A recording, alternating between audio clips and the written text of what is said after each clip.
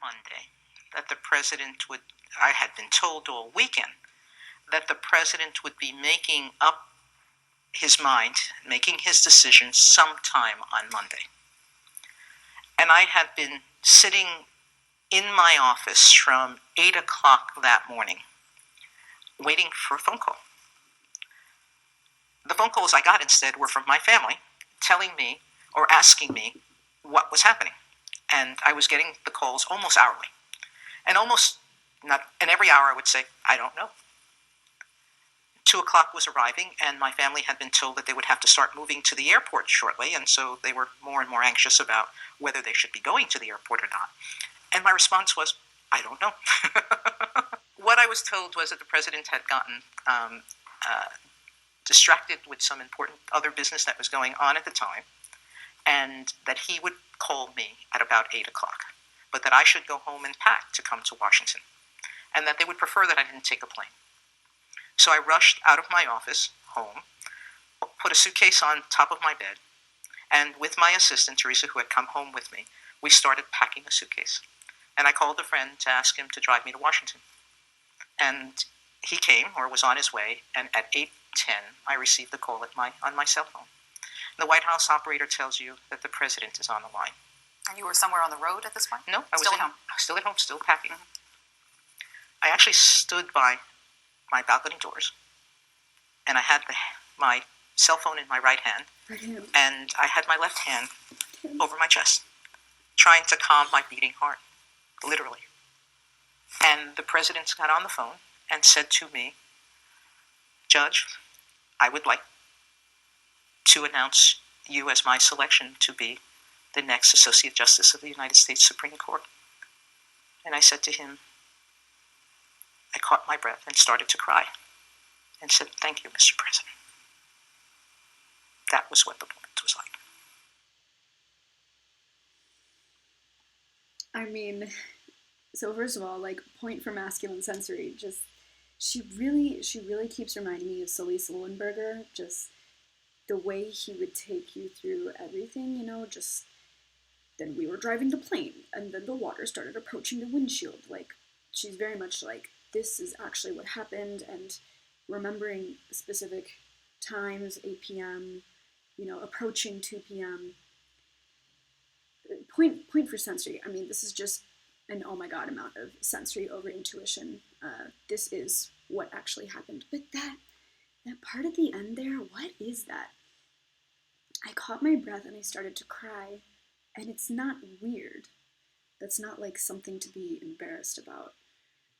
I would be like, I'm so embarrassed that I cried. Doesn't seem to be so much weirdness about that.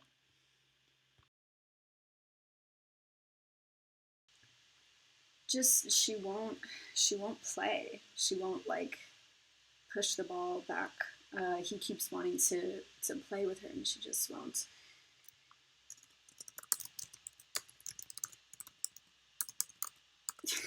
I feel like that's so critical. Low play. This is S over N. I keep seeing that. It's like, so it's obviously S over N. Okay, before we do this, I think this is the main one that Shannon Dave did. I want to do the view ones.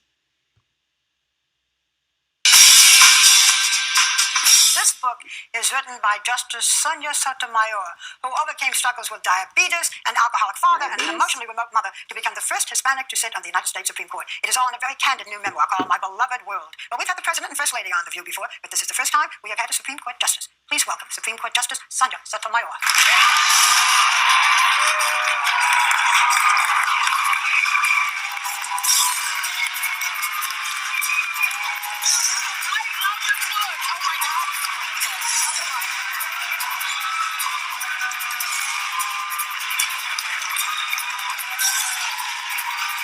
Can I say something? So you can wear them to the Supreme Court. Yeah, she can kick a front of you. Yeah, no, I can't wear those. I can't wear those. I literally can't. When lawyers come to the Supreme Court, there's 9 of us sitting at a bowed desk, I guess you call it bench. And you see the lawyers, and they walk in, and there's fright in their faces. Do you know that the tables have been turned on me today? I have 5 of you, and my stomach is churning. We are so happy to have you on, and we have all read your book. Now, I know, because I saw you before you came out, you said, just call me Sonia. I cannot call you that. What do people call you, Justice? I mean, not blast last. This is not... She's able to just get up there and start, saying her thing. She's not super shy. I don't think this is blast last. Not that they're shy, just that she's like, as soon as she sits down, blasting something. It's become my new first name. Justice. Justice, except for my friends, and that's why I said call me Sonia. It's a hard line to walk, because when you're in the courtroom, obviously you want people to respect you. Right. And so being called Justice there is important. Some people sort of can't walk that line. I have someone who's been with me for more than 20 years, my assistant, who's my right hand, my left hand, my head, my feet. Yes. And she's the only person I know that does it automatically. We walk into the courthouse, it's Justice. We walk out the door, it's Sonia. Sonia, she gets it. Her analogies kind of remind me of Dr. Phil. Just like he will connect the analogies to something literal. Like, he's not going to leave you behind with the analogies. She will never leave you behind with the analogies 99% of the time. She got it from day one, but it's hard. We have so many questions to ask you, but you write so candidly about your childhood. A father who was an alcoholic, diabetes when you were 7 years old, you had to give yourself the shots. A mother who was distant. By the way, your brother, Junior, who you keep calling Junior, is a doctor. So both you and he went to Princeton. I mean, it's an amazing story. So aside from the fact that you're super smart. I think her mom looks a little bit more introverted, and the dad looks a little bit more extroverted. I think she really looks like her mom. I mean, it's an amazing story. So aside from the fact that you're super smart, how'd you do it? Yeah. I'm stubborn. And your brother is too? And, he tells you he followed me. And there is this sort of scrappiness that says, I just won't give up. Yeah. I tell kids all the time, Number one is failure is what keeps people, or the fear of it, what keeps people from trying new things. Because we all imagine the worst in life, and we get afraid of it, and we don't do it. Somehow, very early on, I figured out that pain passes, and the pain of failure passes too. And so I just jump into things headlong.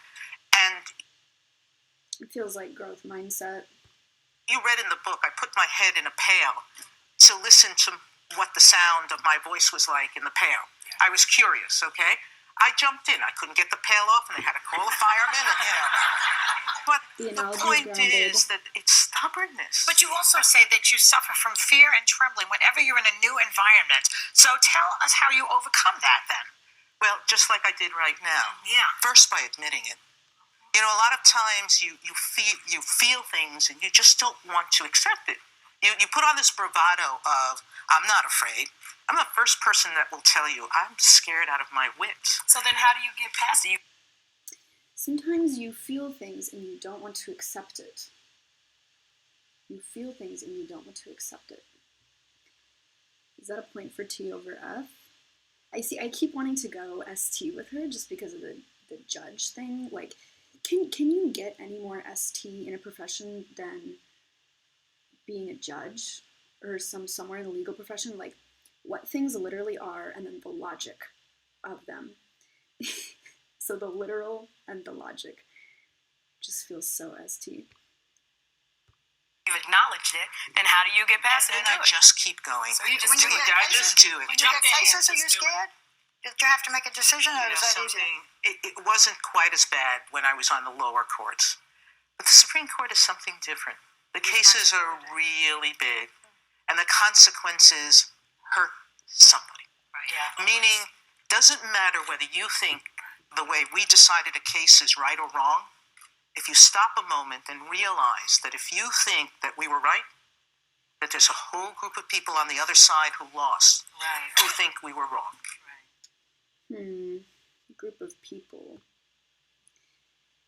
can't really definitively say anything about that. We were talking earlier about big cases and what they mean and topics and their importance. A little background, you talk about in the book, you graduated with honors from Princeton, graduated law, stellar marks from Yale. Affirmative action, people are asking the question now, is there a place for it? Your colleague, Justice Clarence Thomas, believes not, right? And you firmly stand with the opinion that there is still a place for this, correct? What I stand for is what I understood affirmative action to be when I experienced it. You have to understand that the period I'm talking about in my book was in the 1970s, at the very beginning of the civil rights movement, the very beginning when societal institutions were beginning to open their doors to people who were different. And at that time, the affirmative action I was a part of was not the quota system that developed later. It's not the systems that the court has struck down since then. Right. Yes, It was a system that was premised on one small acceptance. So you are against it now? I didn't say that, Barbara. Right. I didn't say that. All right. The system then was one in which society said, A, we have to open our doors, and B, we have to search more widely than we have before. And thankfully, right? Thankfully. Right. You know, there are kids in this audience who never lived through segregation. I'm only 58. And when I was born, Brown versus Board of Education was decided exactly 1 month before, which means the country, all of our institutions, whether they were schools, public transportation, hotels, you name it, blacks and whites lived in a segregated society. Those changes, the society we accept as existing today, has happened in my lifetime. And there are kids who don't even know it existed. So that affirmative action of those institutions saying, we're not going to go pick kids just from the schools we've picked from before. Princeton went to my high school. There was only one kid from my high school who had ever gone to Princeton before me. But they were searching more widely. He was Asian American. They picked him. He was doing okay. They take a look at my application, and I was a pretty good student in high school. And they pick me. But today, do you think we need affirmative action, or you're not allowed to say? I'm not allowed to say. That's We what I have a thought. pending decision. I was pushing, but But I have said the court has struck down certain things. Certain approaches, it has said, clearly are not constitutional. I'm certainly not endorsing those or anything else. Is Justice Thomas a product of affirmative action himself? He believes he was, and And yet he's against it. well, he viewed it as differently. His reasons. He viewed it differently than I did. There's a line in my book which I think speaks my point, which is, if you're a kid from the background I came from, Elizabeth, the day I was given the highest honors at Princeton, great irony that I had to go back to the library to find a dictionary to figure out what summa cum laude meant. All right? If you're a kid from a background where my parents had migrated from, I'm sorry, highest honors. That's right. All right, the highest honors a university can give. But for a kid whose parents had migrated during the war, who were very poor themselves, they didn't know what to teach me. Right. How can they help me get to the starting line of a race I didn't know was being run? You know what? If they didn't open their doors to me, I would have never gotten to where I have. Sonia, this book was just so awesome because one of the things you talked about was your relationship with your abuelita and how she just kept you centered there. Your grandmother, if you don't know what abuelita means, her grandmother. But you know, you've had such a distinguished legal career, and you were a prosecutor, then you were a partner in a law firm. 17 years as a federal court judge, which I would think is a shoo-in for a Supreme Court justice. But when you heard that President Obama wanted you, you thought he was crazy. Why? Well, first of all, there's a lot of New Yorkers on the court. And I, like everything I do in life, I prepare.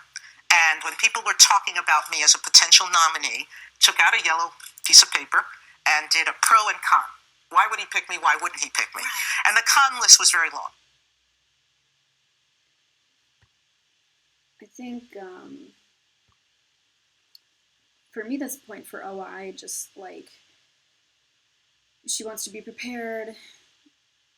I don't know, maybe low play, but just, and the sensory again, just this, I took out a literal piece of yellow paper, I wrote things down, and she's coming up with reasons, she's jumping to the reasons first, but I'm like, S over N is so clear to me, but I'm actually having a hard time with T versus F here. Like everything I do in life, I prepare. And when people were talking about me as a potential nominee, took out a yellow piece of paper and did a pro and con. Why would he pick me? Why wouldn't he pick me? And the con list was very long. I'm another New Yorker. I've been labeled, fairly or unfairly, liberal by a lot of people. There's been a lot of controversy over my appointments in the past. Why would he want a brashy Puerto Rican from New York? Takes a shot at herself. And so I actually, well, the why not, thankfully it was why not. But I actually didn't think that he would welcome the controversy over my appointment that existed. And I'm grateful that he did. Couldn't have been any worse than the controversy over him. Can I just say, on behalf of everyone here, you talk about doors being open to you. Our doors are always open to you. It is a thrill to have you here. Thank you for being with us today. Yeah. I'm also having a little hard time with observer versus decider, but I wanted to go to, let's see, where was it? We'll do that one later. Yes, this one. Minutes on the moment that you think the court is in now. I know you guys are sort of cloistered, but you're not cocooned. We came through this sort of acrimonious process of confirmation. You're late to alcohol. I like beer. I like beer. I don't know if you like beer, Senator, or not. What do you like to drink? Next. What you want to do is destroy this guy's life, hold this seat open. How do you view it from the inside? I mean, how does the court and family, community adjust to those moments? I'm going to steal a line from one of my colleagues, a story actually, not a line. And it was Justice Thomas, who tells me that when he first came to the court, another justice approached him and said, "I judge you by what you do here. Welcome." And I repeated that story to Justice Kavanaugh when I first greeted him here. Now I've known him, I've known of his work. But when you're charged with working together for most Not warm and fuzzy. of the remainder of your life, you have to create a relationship. The 9 of us are now a family. And we're a family with each of us our own burdens and our own obligations to others. But this is our work family. And it's just as important as our personal family. We probably spend more time with each other than most justices spend who have spouses with their spouses. But beyond your personal relationships, as this moment in history, do you have concerns about how people view the court because of the partisanization of everything? Is a concern, obviously, to the extent that we're citizens. And all of us have a passion about this country and about our Constitution and our system of government. That, to all of us, is critically important. I think many of us feel that what people perceive, some of it is the product that people are asking nominees for things they can't give. You know, what's important to people is what's important to them in political campaigns. How are you going to vote? But that's something a judge with integrity, or someone who wants to be a judge with integrity, would never say. I know you're not going to comment on the specifics of the Kavanaugh hearing, but you know it became a flashpoint for this Me Too movement. And you wrote in your book about the barriers and the kind of difficulties that women faced when you were coming up as a young prosecutor, including elements of harassment. Did you face that? I don't know that I experienced harassment in the way that people are describing. Did I have moments where a supervisor acted in ways that I wish they hadn't? Absolutely. I think it's a given. Justice Ruth Bader Ginsburg has spoken about it, that big and small things happen to women all the time. The off-color jokes that really shouldn't be told do happen. The supervisor who says something that makes you feel uncomfortable. The supervisor who asks you or tells you something about their feelings about you, and you have to look at them and say, I really think you're a wonderful person, but I don't feel the same way. Thank you. Mm-hmm. That just kills me. Like, she just slipped that in there. This is not on the same level at all. She's like, oh yeah, sometimes they make off-color jokes. Sometimes your supervisor says something that you wish they hadn't. Sometimes your supervisor tells you that they're, in love with you. And you have to tell them, I think you're wonderful, but I don't feel that way about you. Just, it feels like T over F because of how logical that answer is. And there's not, but at the same time, there's not really weirdness about it. She's just like, this is what it is. And I had to say this. It's just, it's so funny. sometimes your supervisor tells you their feelings about you to you, and you have to say, thank you. Like, it's weird in that I wouldn't react like that at all. Like, I would not be talking about that on public television. That would be like a point of weirdness. You know, me with demon feelings, I guess. But I don't know if that's T over F or FE or what that is, but I don't know. It's just weird. Ruth Bader Ginsburg has spoken about it, that big and small things happen to women all the time. The off-color jokes that really shouldn't be told do happen. The supervisor who says something that makes you feel uncomfortable. The supervisor who asks you or tells you something about their feelings about you, and you have to look at them and say, I really think you're a wonderful person, but I don't feel the same way. Thank you. Thank you. That cracks me up every time. You're a wonderful person, but I don't feel the same way. Thank you.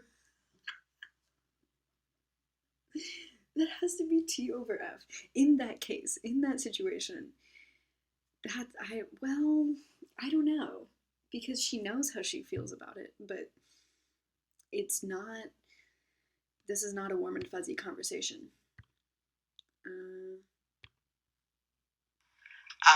I was completely consumed with work when I started as a DA in Manhattan. Oprah. And I really wasn't paying attention to him.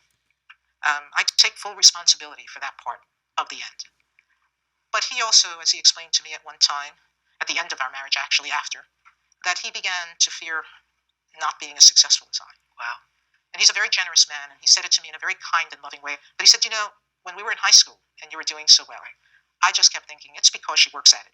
And when I decide to work harder at it, I'll be just as successful. And he said, one day I woke up realizing that no matter how hard I worked, I might not be as successful as you. Wow. And that led me to think, does she really need me? Wow. And it was a difficult issue for him to discuss with me, and a hard one for me to hear. I loved him, and I knew he loved me. But did I need him in the way that he wanted me to need him? He was probably right that I didn't. Not in that way, a feeling that I couldn't live without him. So, next question. How does one date when one is a Supreme Court justice? I have no idea, because I haven't been able to since I started. How does one date? Talk about intimidating. Good Lord. I worry about that, let me tell you. I haven't had the time since I was nominated and confirmed, because I've been sort of completely inundated in my or drowning in my work. But at some point, I'll pick up my head and say, it's time to date again. When I do that, you're going to have to find the guy for me. You got to get in line with a long list of women. That's right. I know. Get behind me, Justice. You can be next. Do you and the justices hang out? Do justices hang? Well, I guess we don't go to a local bar on Friday nights and drink the night away. But we spend a lot of time during the work week together. Not only are we in court all the time, we have lunch all the time together. And occasionally we play cards together. So, yes, we do hang out, just in a quieter way. Judge, is this the most fun you've ever had, being a judge on the Supreme Court? Is it everything you imagined it to be? No. No. I loved my life as a district court and circuit court judge. There, I could be more me. You could go dancing and take off your shoes if you wanted and to. nobody took pictures. Yes. Okay? And nobody cared. Yes. And I loved my work then. I had a freedom that when you become a justice, you're deprived of. Really? And that's not to suggest I'm unhappy. It's a wonderful life. And I'm doing things I never imagined. I'm very, very grateful. But you asked me a particular question. Is it the most fun you've ever had? And the answer, truthfully, is not really. Not really. The life I gave up was the most fun I ever had. His face. Yeah, they couldn't really get anything from that, but what I keep getting from her is like a sense of boringness. Like, okay, Paula White, like, I don't, she's Republican, whatever. I'm not saying I'm in that camp, but like, she's another SETE girl. Like, if you met like 22-year-old Paula White at like a college party, you could be like, whoa, and she would be like, shots. Can you imagine Sonia Sotomayor at a college party, like doing shots and dancing? No way. This is someone who I think, who has never done that, who just, like, I couldn't imagine. This is someone who seems like her whole life has been like a one glass of wine type lady, you know? I'm not sure. Okay, I think this one's funny. Sotomayor, the first broadcast interview by the court's first Hispanic member. She talked with Scott Pelley about her New York City home and her reputation as a very tough corporate lawyer.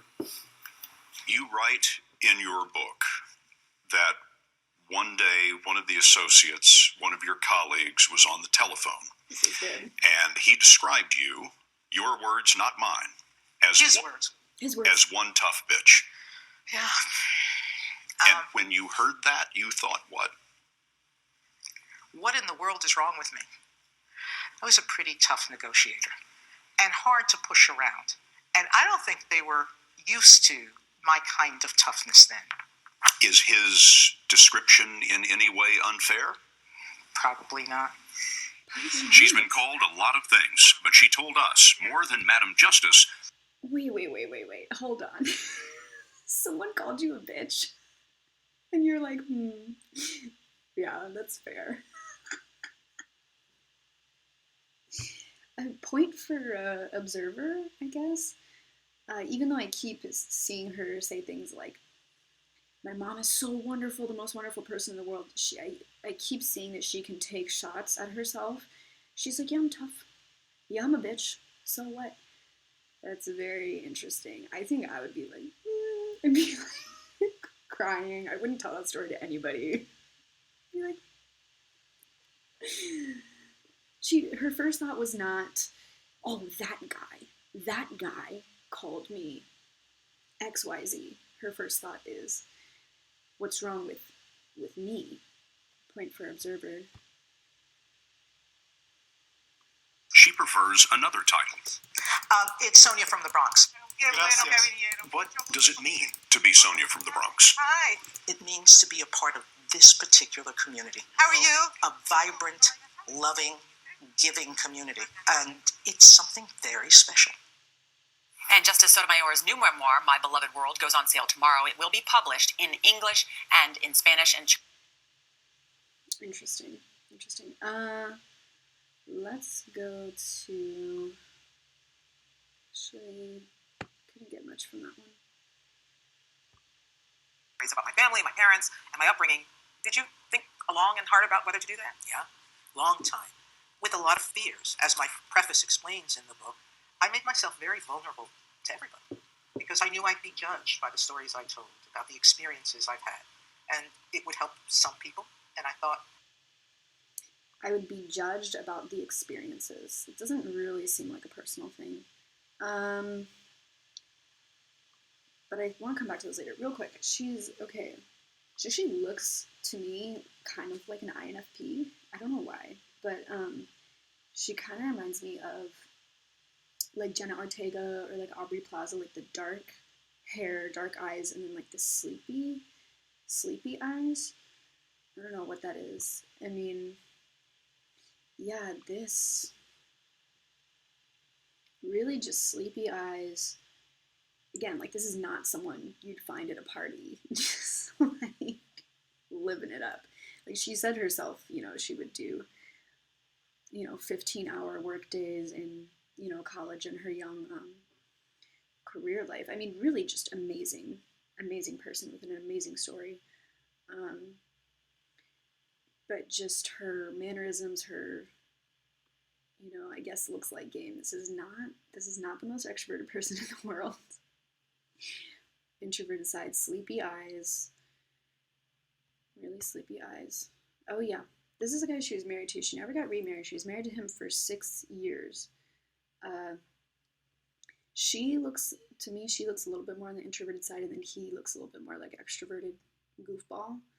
Like, look at this smile.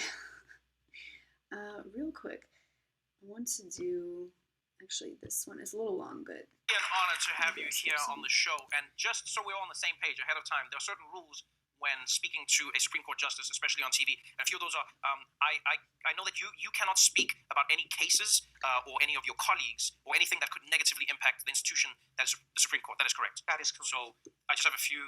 These ones.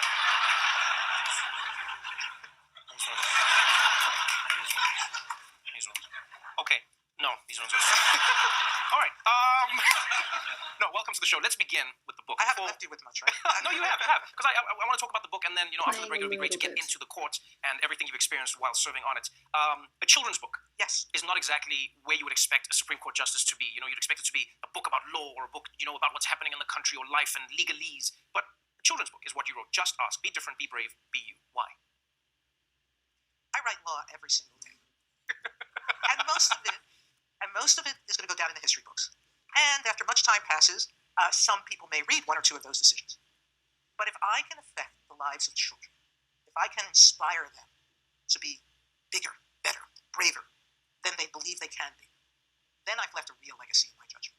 And so for me, when I write for children or speak to them, it's to create that lasting gift that I hope will inspire them to do something that they haven't even dreamed about. Wow. I'm a Supreme Court justice. And I tell kids all the time, I grew up in a Bronx housing project. There were no lawyers or judges in the housing projects. And I had no idea what the Supreme Court was. I didn't start to learn about it probably till high school, which is about when I started to read newspapers like the New York Times. Right. Before that, in my home, we had the Daily News, the New York Post, and the Spanish newspaper, which my father brought home every day as he rode the train home.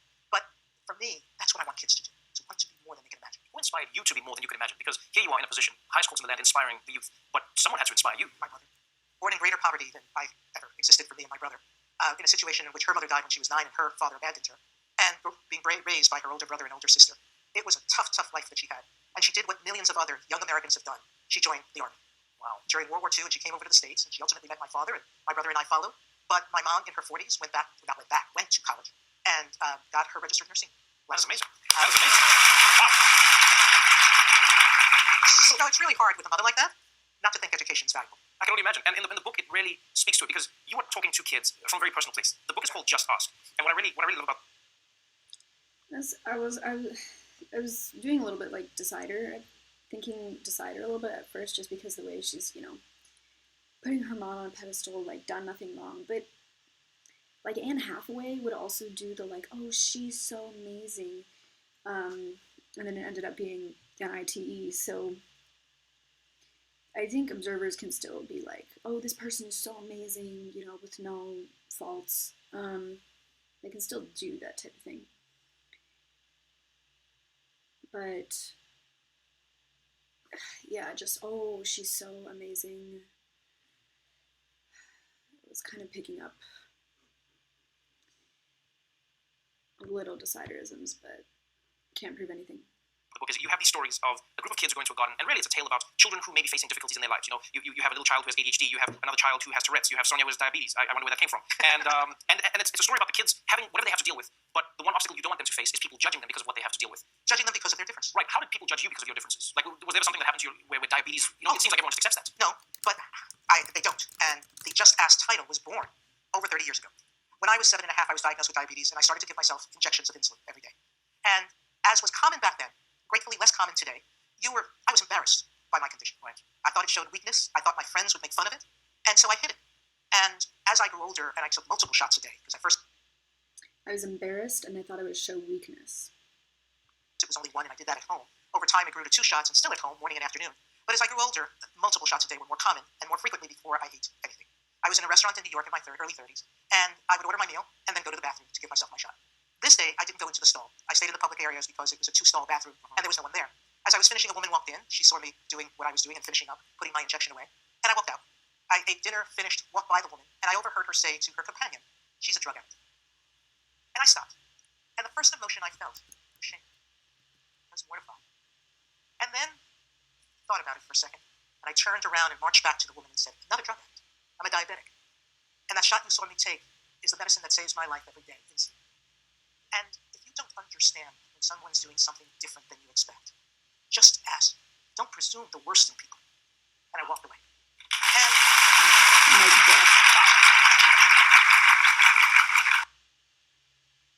But, okay, I mean, everyone's clapping, but how weird is that I mean, yeah, great, amazing woman, but that is a little strange that, like, she would go tell off somebody in the restaurant. Someone saw her taking the shot, and then she overheard them saying that she's a drug addict, and she talked, kind of about being ashamed about her condition since she was a kid, and so I bet that hit, a really vulnerable spot inside her, and then she turns around and tells the lady off. I don't know that I would necessarily, if I were in that situation, maybe if it was, yeah, I could see if it was a sore spot being really hurt by that, but I'm not sure that I would tell someone off like that. But it reminds me of when she was with Colbert and she's going, Stephen, tell me if you ever, driven over the speed limit, just kind of like a, I don't know, laying down the law, just very serious, taking things very seriously, not really playing, not joking around, but also taking that personally. So but I can't tell if that's just because something hit, a vulnerable feeling spot, or is that decider weirdness, like this person was attacking me personally, or is that, could be, I'm not sure, just something hit a nerve, but then instead of, she going home and crying about it, she turns around and tells the lady off very publicly, and then I walked away. I think if I were that, like, what if that lady was just like, oh, sorry, I didn't mean anything by that. And she took it very seriously. Just ask. I mean, I wouldn't ask someone about their conditions because, I don't want to be in people's business like that.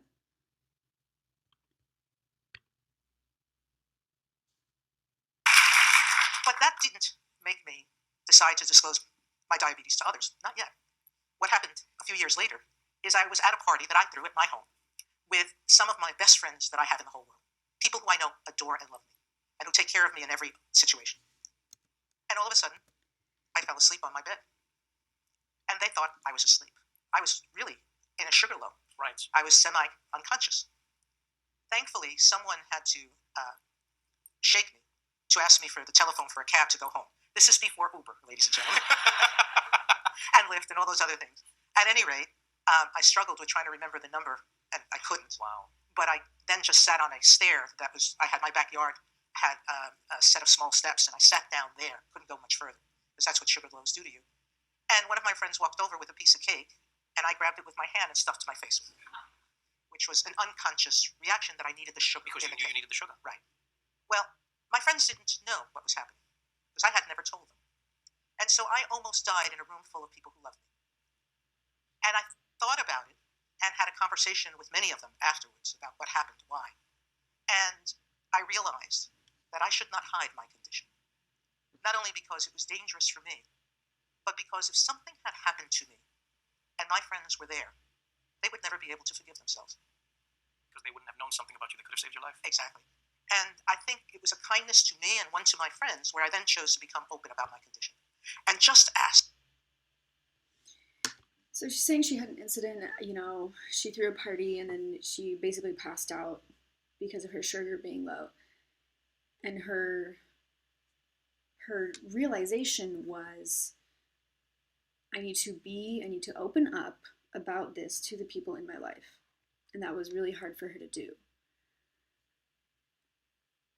So what is that? Is that just demon DE? Or is that some sort of feminine DI? Feels like an identity thing. Like this is something about me that I'm sensitive about, and it's hard to share with others.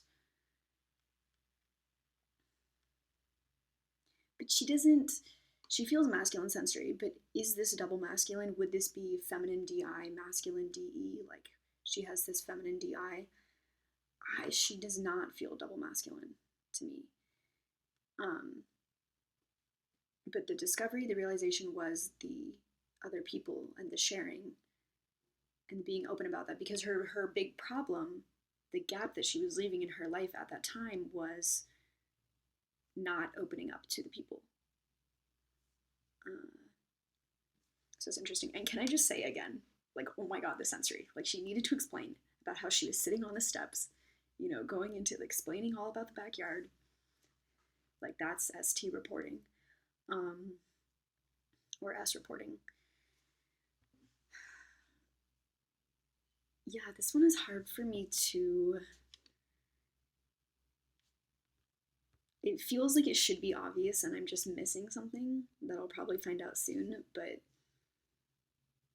I guess it feels just like demon feelings. Or maybe demon... I'm not sure, that there's something that's sensitive that feels very shameful. Not sure.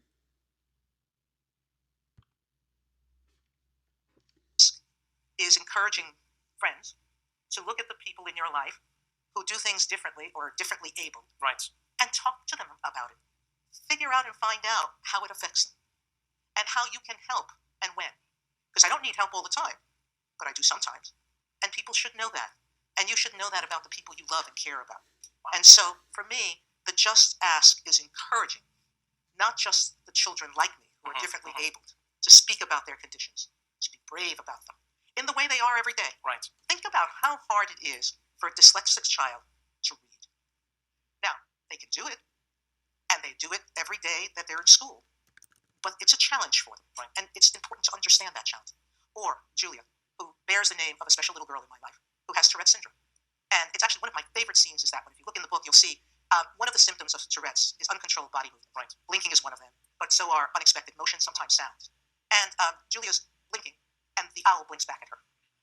But Julia had an incident when she was smaller. She was in a store, and her Tourette's went into action, and she was moving around uncontrollably. And a woman looked at her and said, "Don't you have a mother that can control you?" Wow. Thankfully, she does. She has a mother who's a school teacher and set that lady straight. Set that lady straight. Oh, I love it. Every single story in the book has that feeling of overcoming. I also love that you have the book in Spanish as well. Just ask. Y solo pregunta. If I said that correctly. And the book is available now. Just ask. I've always wondered what it is like to be on a Supreme Court, and not just in terms of the legal part of it, but all of the pressures that come with the job. Shaping the course of a country, and at the same time, trying to remove yourself from the fray of what's defining what is happening in that country. How removed are Supreme Court justices from the everyday fray? Like, are you just like Instagram only, no Twitter? Is that what you do? I don't do either. Some of my colleagues might. I won't give them up, okay? I'm going to say Ruth Bader Ginsburg. I'm saying Ruth Bader Ginsburg. Twitter. That's what I'm going with. I think that would be far-fetched. Every one of the 9 justices were incredibly devoted citizens. And they were very active in our world before they became justices. Some of them were even in the political arena. Some of them have worked for the White House. Others, everybody has, as one of my dear judge friends once said to me, most judges are political, either in the capital P sense or the small p sense.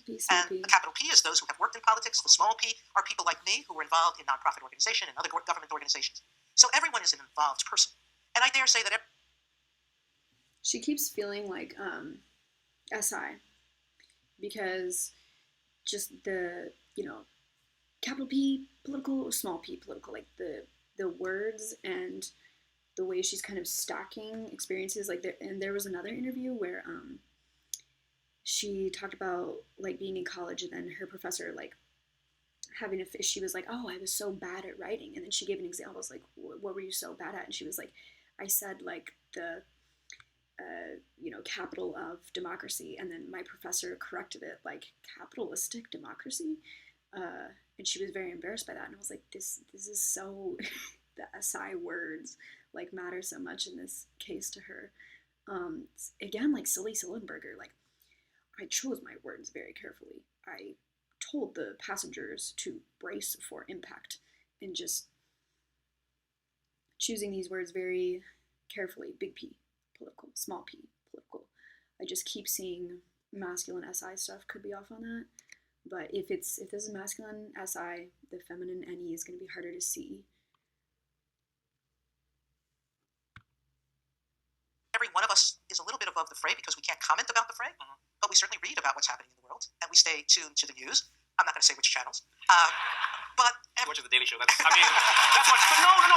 You can't applaud because then it would be true. Exactly. Sorry. No, let's carry on. Please, I forgive them, Justice. I know. We know. But carry on. But the point is that we're not monastic in the sense of not knowing what's happening in the world. So how do you then, relate to each other? Because one thing that has We don't talk about politics. That's interesting. That's actually what I wanted to know. No. Because you have 9 people who have different political leanings, who are all extremely skilled when it comes to applying law, and oftentimes you have to argue against each other. So when you're having lunch with each other, when you're just in that downtime, what do you talk about? No politics. We stay away from religion and politics, the two subjects that most people who, if they don't want to fight, should stay away from. Huh. And we do. So what do we talk about?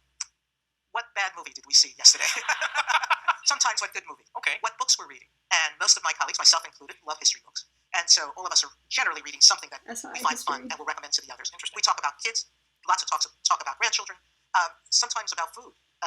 Any topic that any group of friends would have that doesn't involve a contentious issue, we talk about. Okay. So you stay away from politics and then the final episode of Game of Thrones. That makes sense. The court is constantly thrust into the spotlight, especially in American news. Now, apart from presidents that come and go, apart from news stories that come and go, what do you think is important in and around, a confirmation of a justice, or what do you think the most important qualities of a judge have to be? Because it is, one of the highest positions you can possess in the land.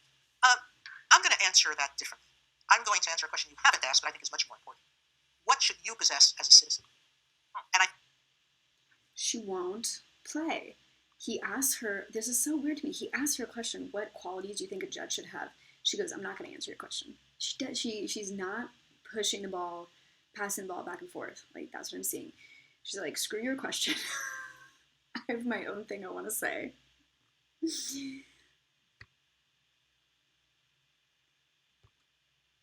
think that in this room full of people, if I asked every non-lawyer in the room, and maybe some lawyers, how many Supreme Court decisions have you read from beginning to end? No one will raise their hand. All the news people get is from the newspapers or television. The soundbite. Right. The headline. Yes. This side won. This side lost. But nobody talks about the reason. Very few people do. They'll reasons. A sentence here, a sentence there. But I think if you're going to be an informed person, you should really read the decisions. Because that's where both sides, if there are two sides, the court agrees a lot. So it's not that every case is split. Right. But those that are, you should read both sides. To understand which arguments were applied and why they were applied. Exactly. And I think you will think more highly of the judges. And I think you'll realize something that most people don't think of. You like a decision, so you agree with the side that won. If you don't, you're going to disagree with them. But unless you engage with the arguments, you don't understand how hard the questions are. And the fact that even when you win, sometimes it wasn't so clear that you should have. And so I think it would make people much more respectful of the court as an institution. But of courts generally, if they took the time to read those decisions that they feel affect them so deeply. Oh, it's powerful, but people won't read. So my counter would be, You count on that. Yes. He knows the SF.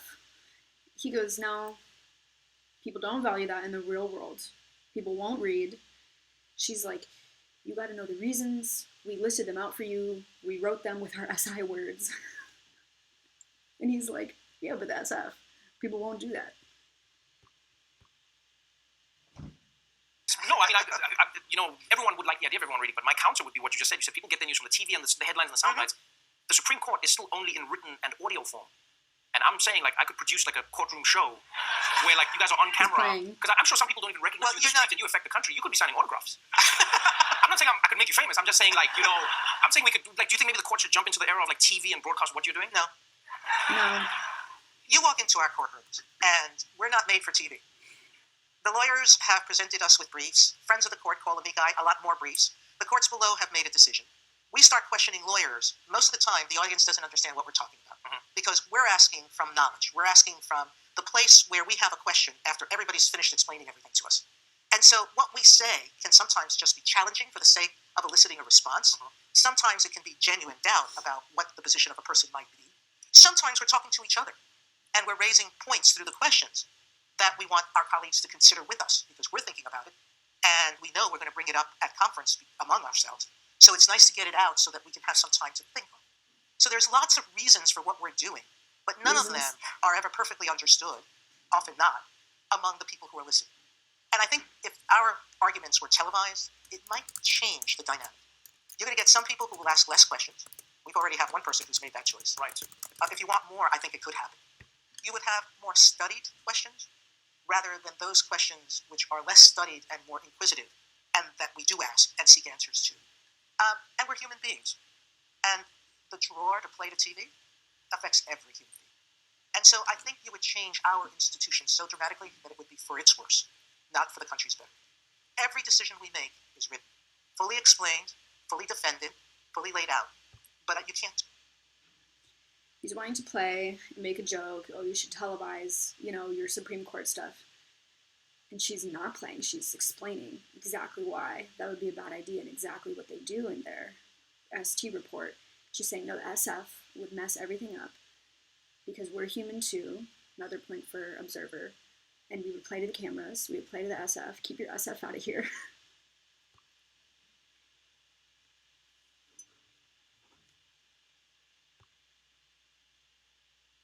Do that and maintain a show. Now that you've said that, I feel like no part of the U.S. government should be on TV. Actually, that's what some senators said to me, that the partisanship in the Senate started to grow when cameras went into the Senate room. Because you want to appeal and you want to win votes and you want... Yeah, the public that has no idea that those Senate rooms now are completely empty. It's the chair of the Senate. It is the senator speaking and some members of his staff. There is no one else in the room but the camera, and they're speaking to the camera, not to each other. And I know because I was interviewed by senators. They're not back in their offices listening to what's happening on TV. They're back in their office conducting business. Maybe a staffer is watching. But many senators told me that they felt that much of the collegiality died when they stopped getting together in that room and were forced to listen to each other and were forced to sit next to each other and talk to each other. Now they barely see each other except running through the hallways. So I think, you said a joke. Some might think it might be a good idea to return to those. Because I understand how difficult it can be to be natural on TV. Justice Sonia Sotomayor, everybody. Wow. Yeah, I think you could get her whole type from that one. She won't really play with him. She keeps going back to the S and the literal, and then he keeps going back to the play in the SF. And she keeps being like, no.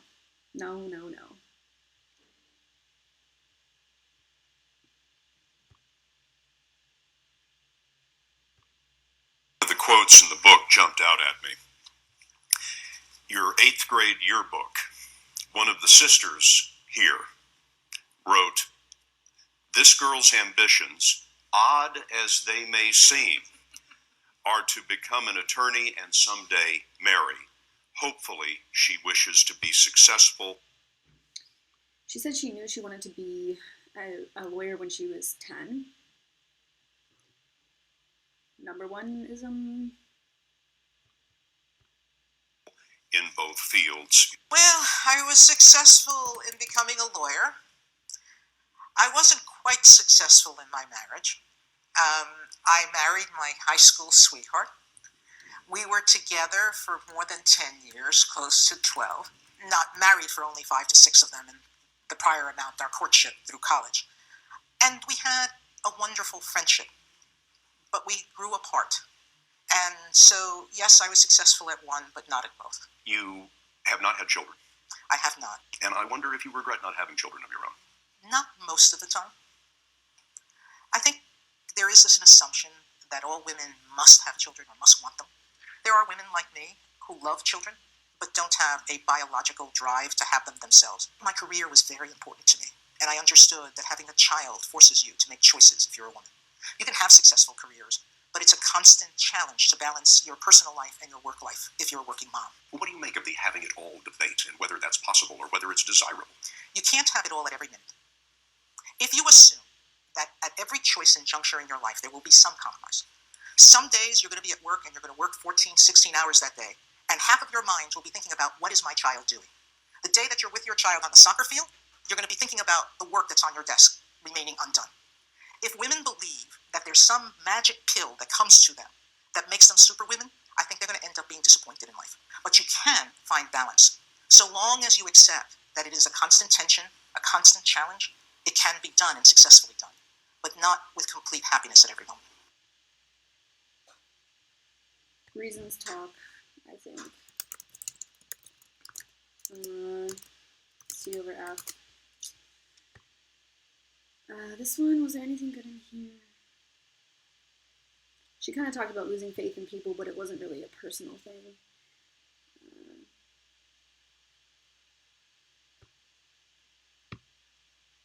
A reflective terror that I'll fall flat on my face. In this self-imposed probationary period, I work with compulsive intensity and single-mindedness until I gradually feel more confident. Some of the looming panic is no doubt congenital. I often see in my reactions something of my mother's irrational fear of being unequipped for nursing school.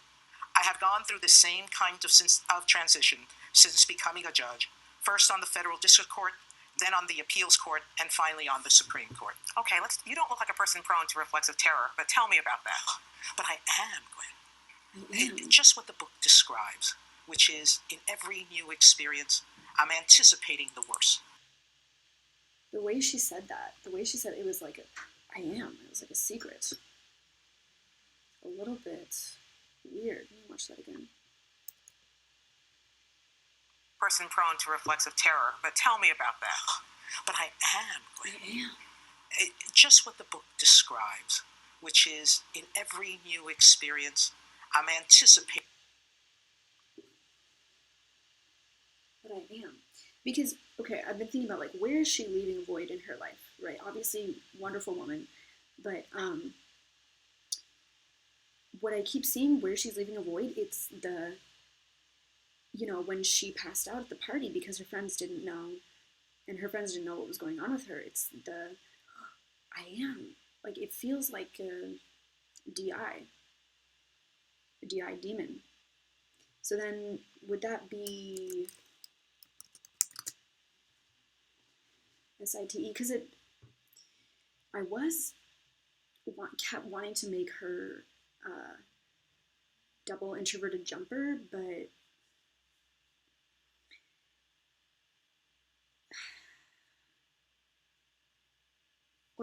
what if she, because I was thinking, what if she's this? What if she's SITI? And then she would be a little more activated on the FE, so stuff like, and then I started to cry, wouldn't be as weird, but I just keep seeing this, like, she doesn't want to let people in on her FI, or her DI. The worst, and doing everything humanly possible to master the situation. Well, first to learn it, to understand what in my environment means, and what it needs to be successful. It's not something that, and this is what the book is talking about to every reader, we're not born anything. We're not born a lawyer. We're not born a judge. We're certainly not born a justice, which is something that Justice John Paul Stevens reminded me during my first year on the bench one day when I was actually disclosing to him how anxiety-ridden I was about being a justice. And he just touched upon a reality for me. He said, Sonia, none of us is born a justice. We grow into becoming one. Have you grown into it? Not yet, but I'm growing. Not yet? Not yet, but I'm growing. That's good to see it all ahead of you. One of the things you write about also in the book is your learned habit for building bridges and seeing bridges where other people see chasms. Mm-hmm. Talk about that. Well, that's also...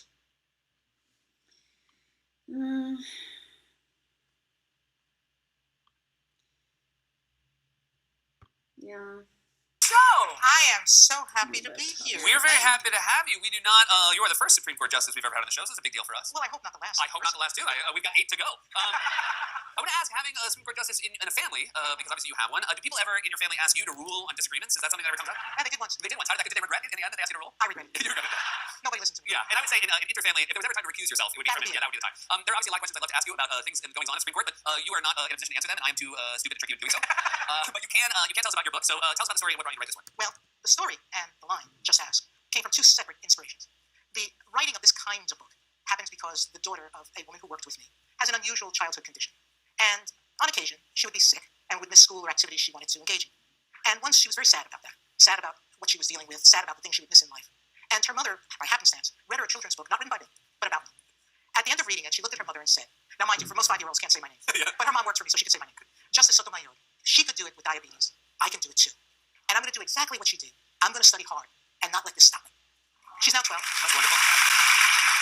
The story created 2 things in my mind. The first is that children with difficult circumstances like hearing that other people have made it. And so I knew there might be some power to my story. And so I first did a parent book where I told more details about my life story and my dealing with my diabetes, among many other things. But I also knew that I wanted to reach all of those children that have conditions that they deal with every day of their lives. And just about everybody knows a child like that. Whether it's something like an allergy or asthma or other things that you can't see, autism, attention deficit, Down syndrome, some of those you can see. I mean, she keeps bringing up the diabetes. That's obviously a sore spot for her. But I'm having a hard time pinning down exactly what that is. So I'm really excited to watch the class and figure out. Is this a decider? I mean, is this someone like Barbara Corcoran who's going to have a wall of people's pictures up there and is going to turn them over when she's mad at them? No, she wasn't really going after. She was mentioning people, but she wasn't really like making them some big deal. They were. It felt like they were part of the story. You know, is this someone like David Chang who's, you know, looking up to the people? Oh, I really want to be like this person. She's not like that. She's going her own way. So I think I'm gonna. If she is observer, let's see what we have. Is this an EP or an IJ? I keep wanting to go ISTJ just because of how much she reminds me of Solis Sullenberger, but you have to go by coin. Is this gonna be okay? Let me go after sensory. This is definitely sensory over anything over N.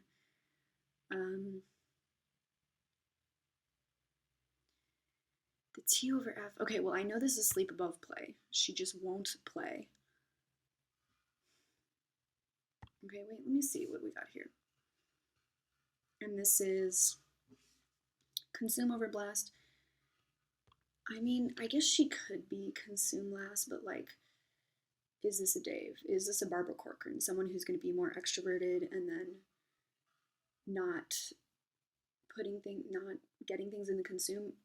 I see that she's consuming. Like, I think for the law profession, a lot of that is just consuming so much text and reading. I do see that she's taking things in, and she won't do the play. My thinking is that this is play last, which is going to put her more on the left side of the board. But blast over consume, she seems a little more blasty. She's really able to talk well.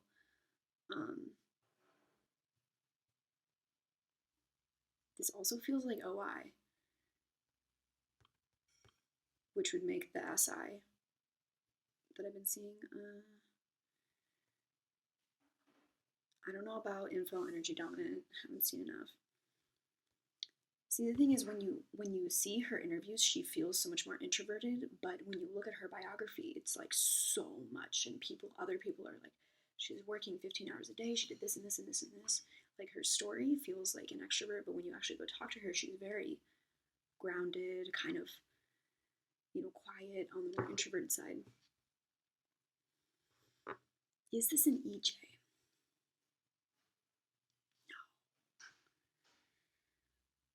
No. I don't think so. See, what she could be the TISI type person. See, I keep wanting to put her in this column. But she could be this. She could be over, because I just see that she's blasting so much. Like, she's not, I don't think she has a lack of blast. DIDE.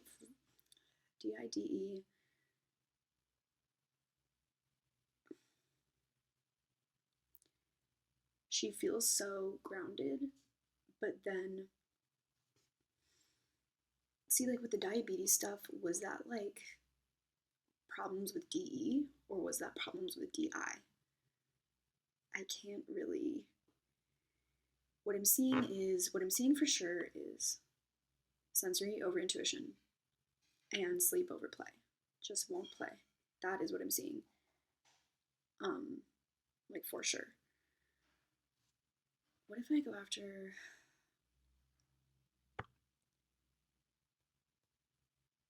it feels like kind of what she's had to overcome is the F. Feels like F is more of a demon. I don't think this is SE.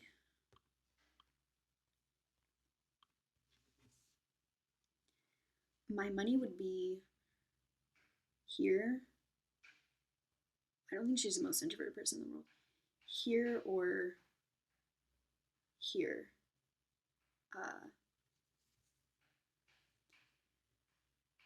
But what if this was, see, this could be an SIFI situation, and you have the TE in the middle there. That would be a little bit like activated to balance that out.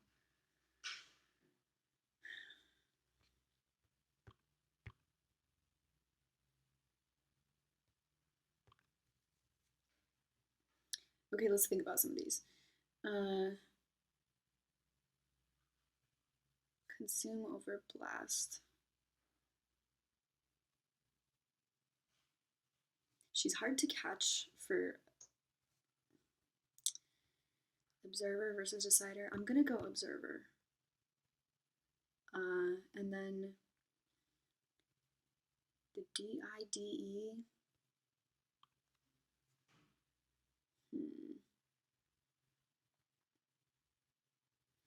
This one, the introverted versus extrovert is hard for me. She's not really like having a crash in a particular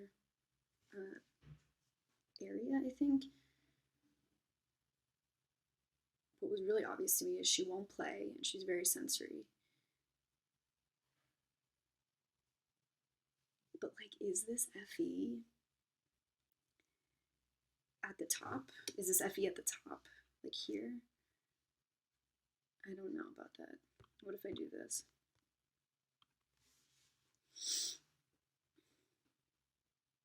SITI or SITE?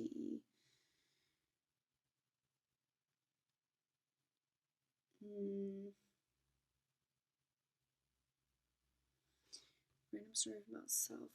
She feels more blasty. Is it possible for her to be an extrovert? That would make her consume last. I don't think she's consumed last.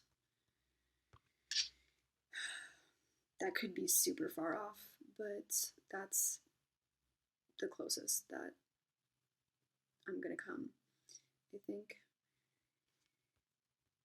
If it was this one, I could see that because the FE is there, but it's a demon still. And then here I could also see this because she has a little bit more energy to be going out and doing all those things, and then the FI is a demon.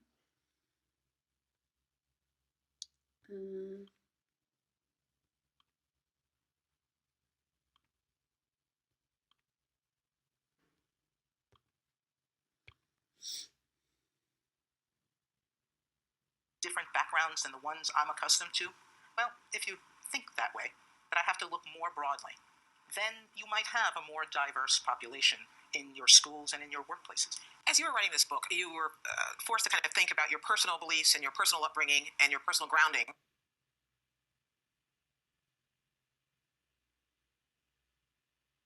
And blend it with your professional path, which has been, I think, without argument, fairly successful. Thankfully. How do you draw that line? Do you draw a line? Do I draw a line between how I rule as a judge from my personal experiences? Absolutely. Every judge has to. Every judge comes to the bench with personal experiences.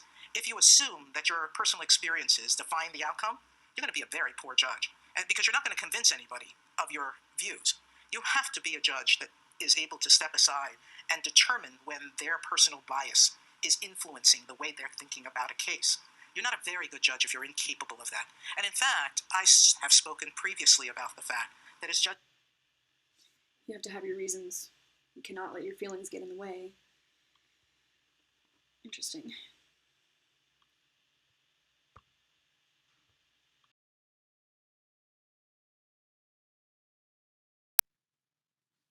All right, so what did I get right and not get right with Sonia Sotomayor? So let me look at my notes here. I did get right SI. I think I was trying to go after SF here at the beginning, not knowing Ghostbusters. That was not reliable. This ended up being her type. So she's this SIFE, blast, play, sleep, consume, double masculine. So I guess one of the main things is I was seeing SI, but I kind of came after it a different way. The way that I was coming after it was, this is S over N.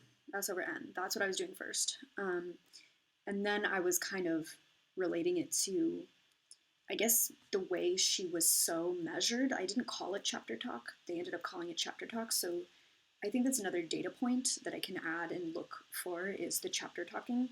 But I was seeing that it was so even and measured, and it really, really reminded me of Solie Sullenberger, which is he's an ISTJ if I'm remembering correctly. So that's why I was kind of going for the SI.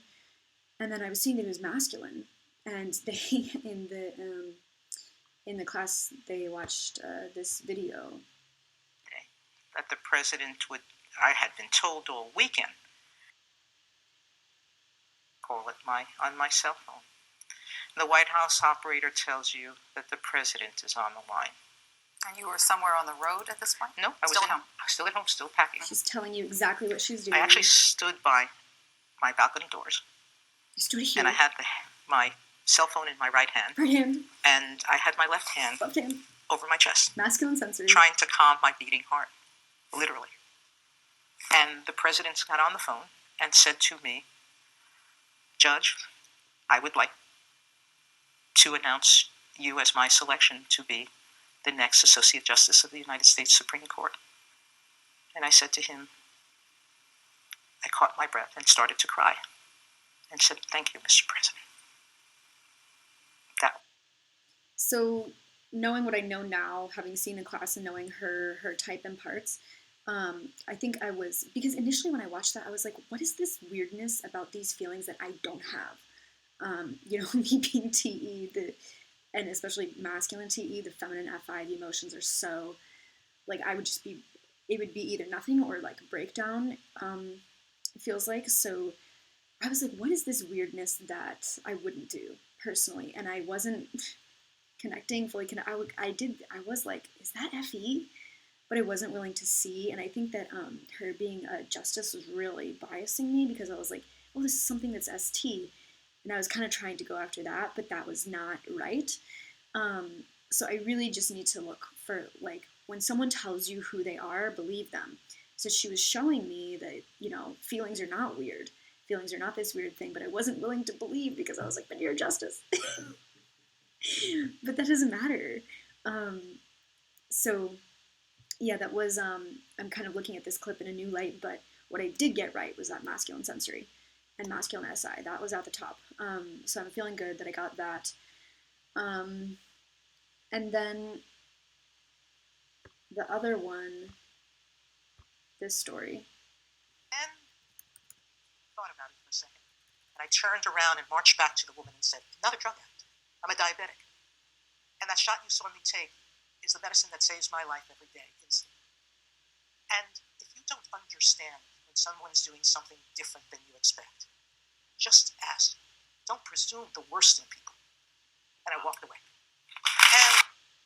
So I think I did kind of guess, like, is that a feminine DI and masculine DE? But I also was like, or is that decider? Or is that, is this FE? And now looking at it with a new lens, just the way Shannon Day presented it, it's like, okay, this makes total sense that this is somebody hit her feminine DI, and then she's punching back with the masculine FE.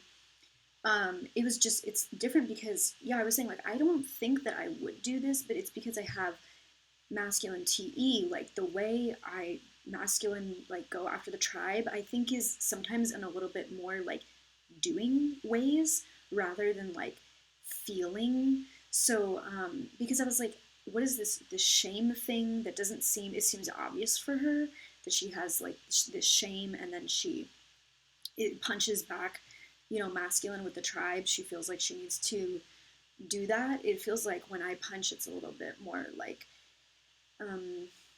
because of some sort of, like, ST things. or somebody's punching at, my FI basically. But I don't do it in such a feeling state. Like she was doing this in such a savior feeling state. So I feel like this really gives me another data point to go off of like what exactly is FE, because I also just watched the Lisa Bilyeu class where it was really hard for me to get her because I wasn't looking for FE, basically, which is just, that's my problem with projection right now, because I'm like, oh, everybody has some sort of FI, right? Not necessarily. Also in this, like Trevor Noah clip, she was asked many times, actually, like quite a few times by interviewers, like, what do you justices talk about in your time off? And she kind of talks about, oh yeah, we sit around and we talk about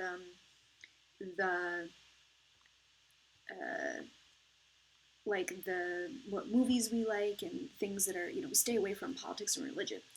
And they kind of pointed out in the class that that is something that the FEs will do because they naturally want to keep their relationship good, and then people with FI are like, but I need to be able to talk about what my FI is, basically. But the FEs are like, no, you have to like I feel like the FEs are just more aware of kind of the social, more explicit social rules and kind of like boundaries, whereas the FIs sometimes can be a little too honest, and then it's like, well, what's the problem? So I think that was one thing that I wasn't really looking for. I was just like, oh, I don't think this is SF. But now I know to look for things in this kind of lens. So yeah, with hers, so we have the blast at the top, so can kind of imagine the lines, the wires coming here. So she has the SI and FE. So SI is her first savior. FE is her second savior. And then her play is her second savior animal. So a wire like here between the FE and NE. I guess I was, the part where I got tripped up in that is I thought that she had play last because her blast was so activated. Like I was really seeing that she would like literally stop people from doing the play to blast. But I was attributing that to play last, not being so activated, not necessarily being super activated with play blast. So I kind of just thought that it was, because she looks so sleepy and is kind of so measured, that I thought it was more of a sleep blast thing. What I should have been looking for is, she can pass the ball back and forth, but also like life patterns. Like this is someone who can really go out in the outside world and will do play, like bonking on people's heads, like just ask, over sleep processing just on her own. And then another thing that I got right was, oh yeah, let's keep going through these wires actually. So then sleep is activated. So there's a wire here for SI-TI. So this is a little bit lower for her. So when someone hits her TI, she's going to come out punching with the masculine FE. And then at the very bottom is the consume, the TINE. I was kind of wondering, is this consume last? Like with the way her life is, working so much and for so many hours a day, it's points, I don't know. For me, that seems more of like an extrovert thing when you're just doing all these things for so many years, writing books and getting all the way up to being a Supreme Court justice.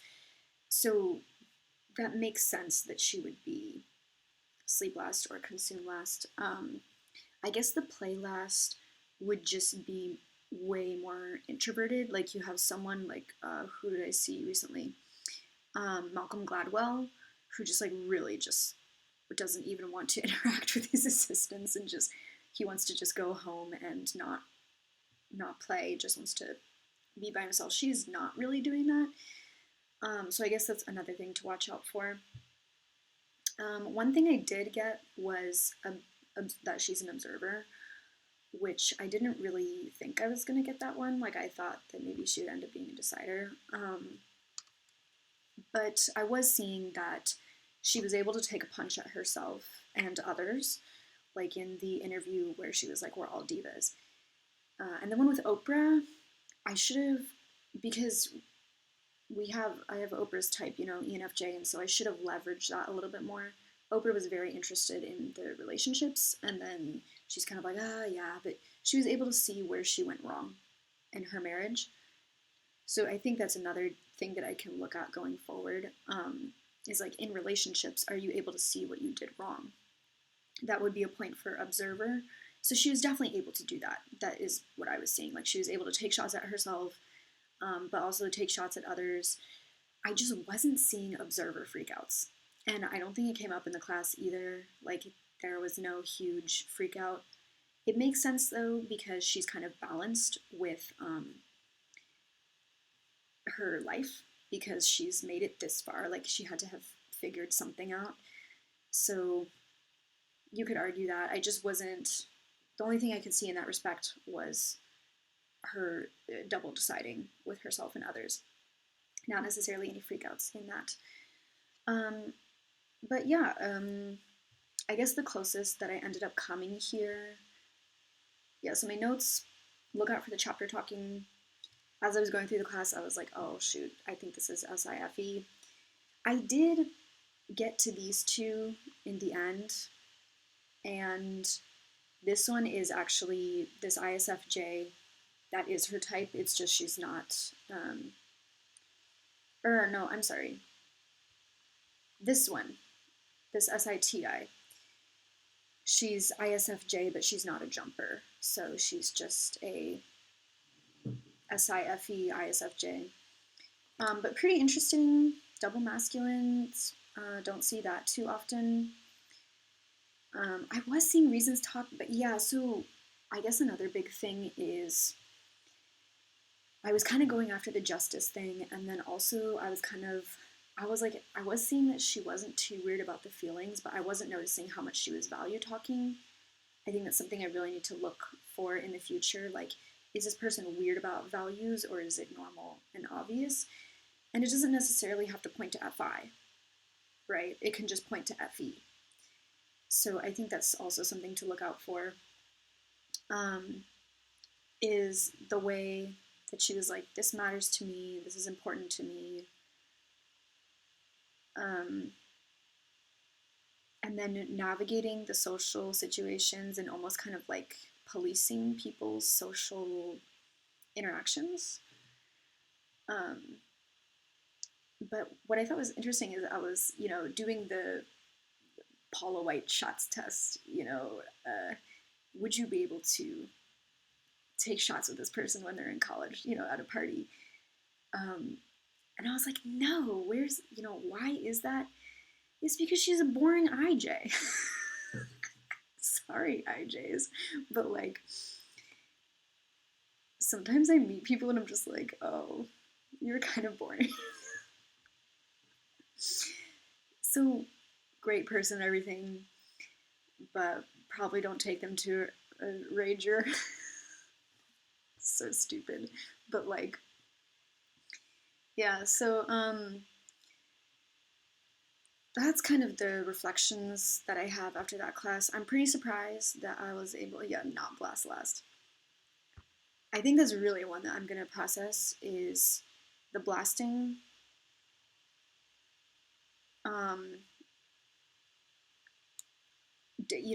Blast.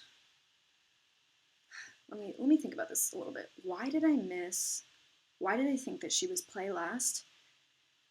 Because she wasn't passing the ball because she wanted to blast so much. But that didn't necessarily mean that she wasn't playing. So I guess in the future I can look for more like behaviors and like I was like, oh, she's not passing the ball. It's like, well, she's not passing the ball because she's just blasting so much, but that doesn't mean she's not playing at all. So I think that's something to look out for, and just kind of comparing to Malcolm Gladwell, who is play last, like he just really wants to go home, doesn't want to interact with people, whereas she's like, yeah, I'll spend, 10 hours a day on the bench and then, go home and talk to people some more or something like that, go do interviews and write a children's book and She could laugh at herself and kind of play in the interviews, but yeah, that's definitely something to look out for. I wasn't really seeing the TI necessarily, explicitly. Yeah, so SIFE, double masculine, play, blast, sleep, consume. I was seeing she looks like a mope. She, you know, the sleepy eyes, just looks a little more introverted. I guess technically, would this be an extrovert? Oh,